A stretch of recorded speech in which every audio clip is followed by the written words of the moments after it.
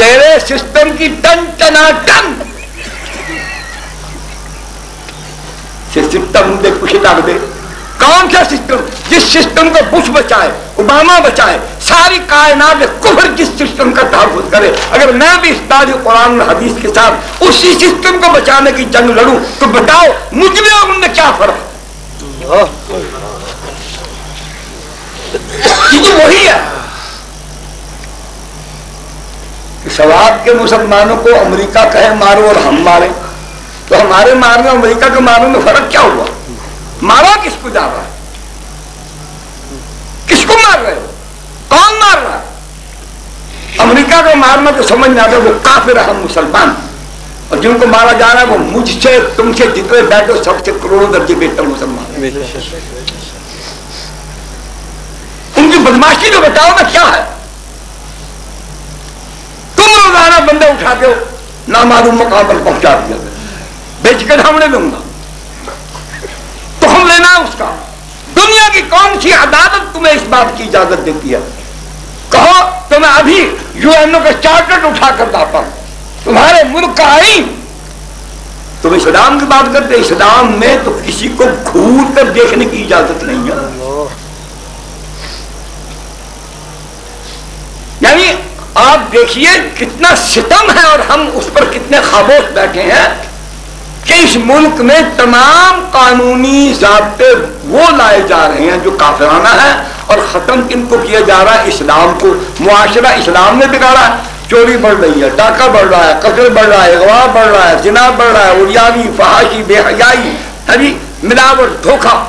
یہ تمہارے قانون نے انسان کو ذلت کی انتہا پر پہنچا دیا کہ جہاں کتے اور بلے روڑی پر جا کر رزق کھاتے تھے وہاں اب نماز سے پہلے سائیکلوں کی دوڑ لگی ہوتی ہے گندے بورے لٹکائے ہوئے کہ گندگی کے ڈھیر پر ہم پہلے پہنچے. انسان کی یہ ذلت کی تمہارے نظام میں تبدیلی تم اسلام کے خلاف کر رہے ہو. یعنی اسلامی نظریاتی کونسل کہتی ہے جی عورت کو طلاق کا حق دے دو. اگر عورت پر ظلم ہو رہا تو تمہارے قانون کی وجہ سے ہو رہا. اسلام نافذ کہاں ہے؟ اور ہمارے مولوی صاحب سسٹم بچاتے پھرتے ہیں. وہ ابھی آپ کے سامنے انہوں نے ثابت کیا. میں ہمیشہ کہتا ہوں جو گنہگار کو سننے والے کہ میں نے پرویز مردود کو میں مشرف اس کے نام کے ساتھ نہیں بناتا. میں مرزا غلام قادیانی کہتا ہوں لفظ احمد الصور مردود کتے کے پیشاب سے زیادہ ذلیل انسان نما خنزیر کے نام کے ساتھ میں لفظ احمد نہیں لگاتا. میں اس کی توہین سمجھتا ہوں. ایسے اس شور کے نام کے ساتھ میں مشرف نہیں لگاتا. مشرف معنوی اعتبار سے بہت اچھا لفظ ہے. پرویز کے لفظ ہی وہ ہے جس پر میرے خدا کی لعنت اور پھٹکار ہے. میں یاد دہانی کے طور پر کہتا ہوں جاؤ تحقیق کر لو. کسی زمانے میں بھی رسول اللہ کے زمانے مبارکہ سے لے کر آج تک کسی صحابی کا نام پرویز نہیں. اہل بیت میں سے کسی جوان گرامی کا نام پرویز نہیں. تابعین میں سے، تبع تابعین میں سے، صلحاء میں سے، اتقیاء میں سے، فقہاء میں سے، مفسرین میں سے، محدثین میں سے، اولیاء اللہ میں سے کسی ایک کا نام بھی پرویز نہیں ہے. یزید حضور کے صحابیوں کے نام ہے. یہ بعد میں بھی رکھا گیا ہے نام. اس حادثہ فاتحہ سیدنا حسین رضی اللہ تعالیٰ رضی اللہ تعالیٰ کروڑوں خربوں افراد مومن حسین کی چوٹی کی نوک پر قربان. بالکل وہ مسئلہ اپنی جگہ پر ہے. بات ہو رہی تھی نام کی، یہ نام بعد میں بھی موجود ہے. پرویز نام نہیں ہے. اور آج جتنے پرویز ہیں یہ اسی مردود کے آنے سے جہاں جہاں پرویزی سور چھپے ہوئے تھے نا، وہ سپولیے، وہ بچھو، وہ ناگ، وہ کچوپیے سب باہر نکل آئے. پرویز الہی، شوکت پرویز، بڑا پرویز، بڑا پرویز، بڑا پرویز، بڑا پرویز، سب کی گفتگو سن لو، اخلاق سن لو. اس نام کی نحوست یہ ہے کہ اگر شریف آدمی کے ہاں یہ بچہ پیدا ہونا پرویز تو وہ کمینہ ہوتا ہے.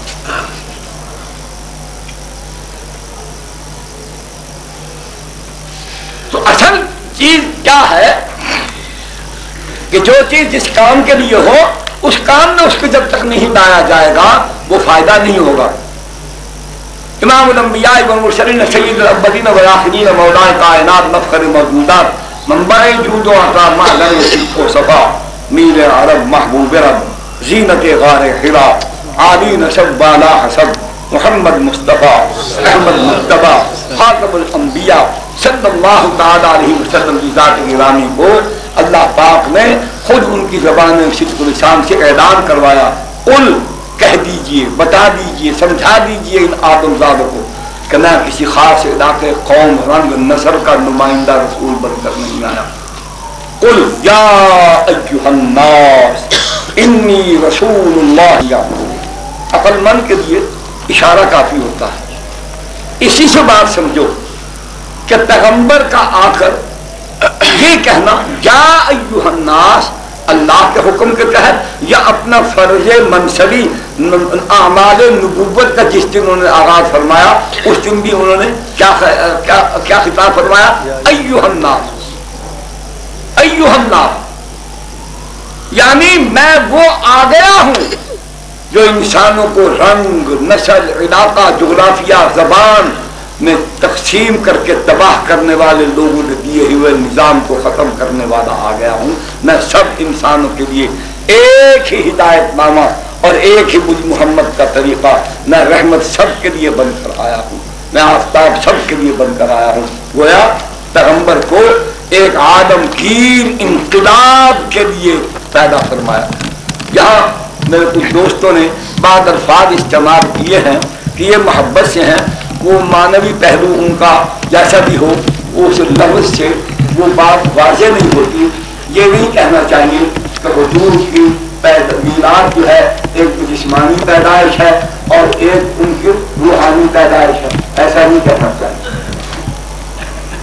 اس کے لیے پیدائش کا لفظ یا میلاد کا لفظ نہ عربی میں نہ کسی زبان میں استعمال کیا گیا ہے۔ جب حضور کو اللہ پاک نے خدمت نبوت پہنائی، تاج ختم نبوت کا اپنے پر سجایا تو اس کو بعثت کر اللہ نے انبیاء کو جس کام کے لیے بھیجا ہے اس کو بعثت کے نام سے تعبیر کیا۔ اس کا معنی اٹھانا، یعنی رہبری کے لیے، نمائندگی کے لیے، سمجھانے کے لیے۔ مجمع بیٹھا ہے، حکیم کھڑا ہے، لوگ بیٹھے ہیں، ان کا امام ان کو بات سمجھا رہا ہے، سب بیٹھے ہیں پریشان کدھر جائے، ایک آدمی کھڑا ہوا وہ ان کی رہبری کر رہا ہے، ان کو راستہ بتا رہا ہے، تو اس کے لیے بعثت کا لفظ ہے۔ وَلَقَدْ بَعَثْنَا فِي كُلِّ أُمَّةٍ رَسُولًا، تو اس کو روحانی پیدائش سے تعبیر نہیں کرنا چاہیے۔ ایک بات۔ دوسری بات، حضور صلی اللہ علیہ وسلم کی ذات گرامی سے اظہار محبت کے لیے یہ مروجہ گھسے پٹے جو ہمارے وعظ فروش مولویوں کے یہ جو بڑے موٹے موٹے الفاظ ہیں، یہ حضور کی تشریف آوری کے مقصد کو واضح نہیں کرتے۔ آج ضرورت اس بات کی ہے کہ آج جناب علیہ الصلوۃ والسلام کی تشریف آوری کا مقصد، اور اس کو چھوڑو، صرف حضور نے جو کچھ کیا ہے اسی کو بیان کرو، ان کے عمل سے ظاہر ہو جائے کہ وہ کس کام کے لیے تشریف لا۔ جیسے میں نے پہلے عرض کیا، ہر چیز کو پہچاننے کا طریقہ اس کا عمل، اس سے متعین ہوتا ہے کہ وہ کیا۔ گائے بھینس بھیڑ بکری گھاس پھوس کھاتے ہیں، وہ گھاس پھوس کھانے کے لیے پیدا نہیں کیے گئے، وہ اس کے ذریعے سے دودھ بناتے ہیں، گوشت بناتے ہیں جو ہمارے سامنے۔ پیغمبر صلی اللہ علیہ وسلم نے کیا پڑھ دیا؟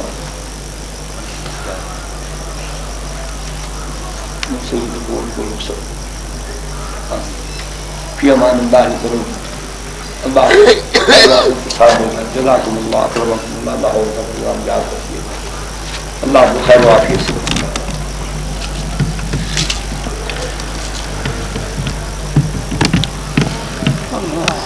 تاج ختم نبوت کا جناب نے سر اقدس پر سجایا، تو آج جناب علیہ الصلوۃ والسلام نے دو باتیں ابتدا میں کی، میں مختصر کروں گا، وقت زیادہ نہیں، وعدے کی پابندی کروں گا، بس تھوڑی سی باتیں۔ نماز پڑھنی ہے اور میں نے فیصلہ کیا میں نے اور کہیں جانا بھی نہیں، کہ سب سے پہلی بات جب اللہ نے نبوت عطا فرما دی تو آپ نے جب کار نبوت کا یعنی شریعت کا اس زندگی کا آغاز فرمایا جس کی اتباع کرنا کائنات کے سب انسانوں پر فرض تھا، وہ نبوی زندگی۔ پہلے محمد بن عبداللہ کی حیثیت سے وہ زندہ تھے، اب محمد الرسول اللہ صلی اللہ علیہ وسلم بن گئے۔ محمد بن عبداللہ کی اتباع ضروری نہیں، جب وہ محمد الرسول اللہ بن گئے تو سب کو ان کی اتباع، اور ہر زمانے کے انسان کو ان کی اتباع فرض، اور فرض یہ ہوتا ہے وہ معاف نہیں ہوتا۔ اس کی ایک مثال، اب پیاس لگی ہے تو آپ پانی پیئیں گے تو آپ کی پیاس بجھے گی، یہ فرض کا درجہ، نہیں پیئیں گے تو مریں گے۔ ایسے ہی پیغمبر کی اتباع سے ہی انسان اچھا انسان بنے گا، پیغمبر کی اتباع کے بغیر ناممکن ہے، ناممکن۔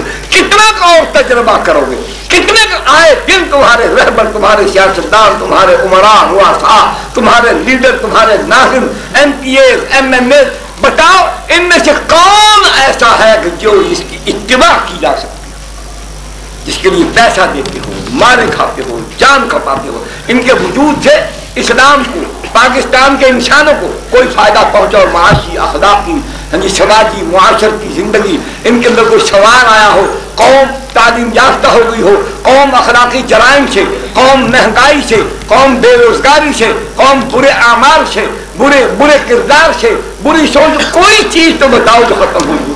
آؤ اب دوسری طرف چلیں۔ جناب محمد الرسول اللہ صلی اللہ علیہ وسلم ذات گرامی تنہا اس دنیا میں تشریف لائے ہے، اور یہ دنیا کفر سے، شرک سے، تمام برائیوں سے بھری پڑی، کوئی جگہ نہیں جہاں نیکی ہو، اور کوئی انسان نہیں جو اچھا کہلانے کا مستحق۔ پھر جناب علیہ السلام کی محنت سے وہ جھوٹوں کا معاشرہ سچوں کا معاشرہ بنا کے نہ بنا، زانی عفتوں عصمتوں کے محافظ بنے کے نہ بنے، چور جو تھے راہ زن راہ بر بنے کے نہ بنے، جن کی زندگی کا کوئی قول فعل قابل اعتبار نہ تھا، اب وہی سچائی اور اعتماد کا معیار بنے کے نہ بن گئے۔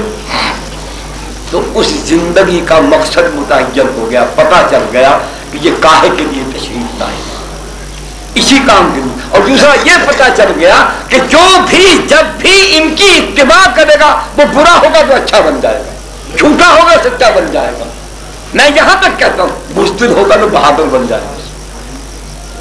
سوال یہ ہے کہ آج کیا ہمیں اس اتباع کی ضرورت نہیں؟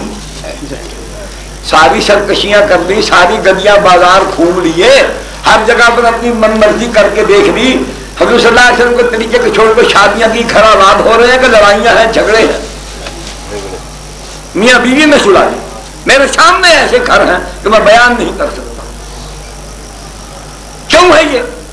کہ اس کو تم نے معمولی چیز سمجھا، یہ قانون ہے، رسول اللہ کا طریقہ قانون ہے، نکاح کا طریقہ رسول اللہ کا میرا طریقہ ہے، اور نبی نے کتنی بات بڑی فرمائی تو معمولی بات نہیں کہی۔ ومن رغب عن سنتی فلیس منی، پیغمبر کہہ رہا ہے وہ میرے ماننے والے میں سے نہیں، میرا اس کا تعلق ختم ہو گیا۔ تو اس طریقے سے جو ازدواجی زندگی کا ہم وہ سلسلہ کرتے ہیں، اس میں ناکامیاں، اس میں پریشانیاں اسی لیے ہیں کہ رسول اللہ کے طریقے کو چھوڑا۔ رسول اللہ کا طریقہ فطری طریقہ، فطری طریقہ یہ ہے کہ میں ہاتھ سیدھا رکھ کر یوں کھاؤں، بالکل لقمہ سے، اب میں الٹی طرف سے کھانے کی کوشش کروں تو لقمہ ہی نہیں ٹھہرے گا، جو ٹھہرے گا میرے یہاں پہنچتے پہنچتے ہی پھول جائے، یہ غیر فطری طریقہ، یہ صحیح طریقہ، رسول اللہ کا طریقہ صحیح ہے۔ آپ جا رہے ہیں، آپ کا پاؤں آگے کی طرف آسانی سے چلتا ہے، آپ اپنے گھر کی طرف پیٹ کر کے پچھلے پاؤں چلنا چاہیں تو کسی گڑھے میں گریں گے، کسی دیوار میں لگیں گے، نقصان ہوگا، منزل پر نہیں پہنچے۔ ایک سیدھا طریقہ ہے، ایک الٹا طریقہ، پیغمبر کا طریقہ سیدھا طریقہ۔ آج پورا عالم کفر جو کچھ کر رہا ہے اس کی میں ایک ہلکی سی یہ ان کی مرفوضانہ لعنت والی جو کمیندگی اور رذالت ہے، یہ میں آپ کو، باقی تو سب کچھ آپ کا علم نہیں ہے، جو خفیہ طور پر جو کمیندگی، رذالت اور گھٹیا بن، اور رسول اللہ صلی اللہ علیہ وسلم کی ذات گرامی کے بارے میں جو خوفناک قسم کے مجرمانہ اور انتہائی ناپاک سازشیں کی جا رہی ہیں، کہ اس کی ایک انتہائی گھٹیا قسم کی یہ ایک حرکت ہے۔ یہ آپ دیکھیے، یہ نہ یہ شمع ہے اور یہ اوپر قربان آ گئی، یہ نظم لکھی ہوئی ہے، میں تفصیلہ پھر بتاتا ہوں۔ یہ اس رسالے کو، اس کتاب کو مرتب کرنے والے کون ہیں؟ Mrs Abida Mahmood administrator Qurban and Suraiya educational trust, Miss Sadia Saeed I T coordinator, معاون Mrs Nahid Naeem, Miss Saima Khan composing, Miss Sajida Parveen computer graphics designing, Syed Yasir Ali. Altaf educational publisher, Bengali Gali, نزد چوک، اردو بازار، لاہور، فون نمبر وغیرہ پر۔ یہ